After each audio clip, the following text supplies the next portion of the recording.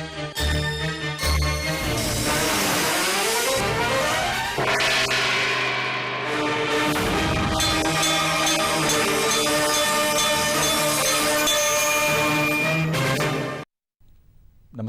ఘంటారావానికి స్వాగతం. ముందుగా ప్రధాన అంశాలు. సచివాలయంలో కొనసాగుతున్న మంత్రివర్గ సమావేశం. బీసీ రిజర్వేషన్లు సహా కీలక అంశాలపై సమాలోచన.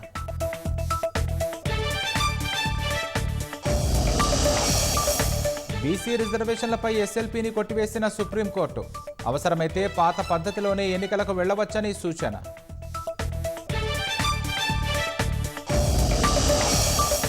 బీసీ బంద్లో పార్టీలకు అతీతంగా పాల్గొనాలన్న బీఆర్ఎస్. చట్టపరంగా రిజర్వేషన్లు ఇచ్చాకే ఎన్నికలు పెట్టాలని డిమాండ్.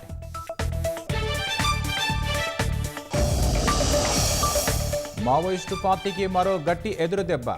ఛత్తీస్గఢ్లో 170 మంది నక్సలైట్లతో లొంగిపోయిన ఆసన్న.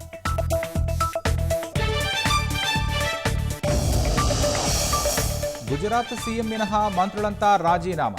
రేపు మధ్యాహ్నం కొలువుదీరనున్న నూతన కేబినెట్.